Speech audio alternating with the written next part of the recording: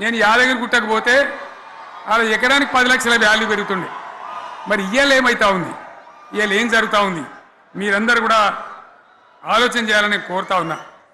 ఇవాళ రాజ్యం నడపచేతగాక ఎల్లెంకల పడి రాష్ట్రాన్ని ఆర్థికంగా దివాలు తీసి పిచ్చి పనులన్నీ చేసి ఇవాళ అడ్డం పొడుగు మాట్లాడుతూ ఉన్నారు. అన్ని రంగాలలో ఫెయిల్ అయిపోయింది. ఏ ఒక్క ఈ హుస్నాబాద్ ఇప్పుడు నేను రాగా చూసుకుంటూ వచ్చిన ఆనాడు కష్టపడి ఈ హరీష్ రావు ఇరిగేషన్ మంత్రిగా ఉన్నప్పుడు ఇలా గౌరెల్లి ప్రాజెక్టు కట్టినాం. 90% పూర్తయింది. గౌరెల్లి ఇరిగేషన్ ప్రాజెక్టు ప్రజలకు సంజాయించి భూములు తీసుకొని ఆనాడు తిరిగి 90% పూర్తి చేసినాం. ఏడాది అర్థమైతే తట్టడి మన్ను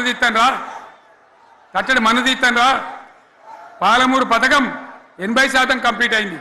ఎందుకు దాన్ని పెండింగ్లో పెడుతున్నారు, ఎందుకు దాన్ని పూర్తి చేస్తలేరు? ఈ విధంగా చిన్న మాట, చాలా చిన్న మాట. కేసీఆర్ కిట్టు పెట్టినాం, లక్షాధికారుల కోసం పెట్టినాం, కోటీశ్వర్ల కోసం పెట్టినాం. ఎవరి కోసం పెట్టినాం కేసీఆర్ కిట్టు? పేద ప్రజల కోసం, గ్రామీణ ప్రాంతాల్లో ఉండేటువంటి పేద ప్రజల కోసం పెట్టినాం. ఆడపిల్లగానే 13,000 ఇచ్చినాం, మగపిల్లగానికైతే 12,000 రూపాయలు ఇచ్చినాం. ఆ వాహనాలు పెట్టి, అమ్మఒడి వాహనాలు పెట్టి వాళ్ళని తీసుకెళ్ళి ప్రసవాలు చేయించి వాళ్ళకి మందులు ఇచ్చి ఫ్రీగా ఉచితంగా చేసి బ్రహ్మాండంగా ప్రసవం చేయించి మళ్ళీ ఇంటికాడ దించినాం. గది బంద్ చేస్తారా ఎవరన్నా? ఎందుకు బంద్ చేయాలి? ముఖ్యమంత్రులుగా పనిచేసే వాళ్ళకు గాంభీర్యం ఉండాలి, ధైర్యం ఉండాలి. రాజశేఖర రెడ్డి అనే ముఖ్యమంత్రి ఉండే, నేను చెప్తా ఉన్నా మీ ముందు ఇయ్యాల. ఆయన ఆరోగ్యశ్రీ అని ఒక పథకం తెచ్చిండు. నేను ముఖ్యమంత్రి అయిన తర్వాత అడిగిన, హెల్త్ డిపార్ట్మెంట్ని పిలిచి అడిగిన, ఇది ఏం పథకమయ్యా, బాగుందా అంటే సార్ మంచిగుంది, ప్రజలకు లాభం అవుతుందని చెప్పింది.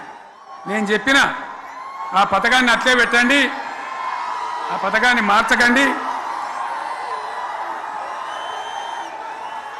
ఆ పథకం అట్లే ఉండాలని చెప్పిన.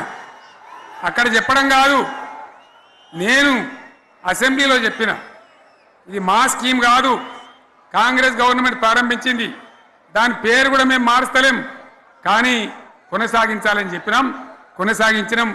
అది మీ అందరికీ తెలుసు.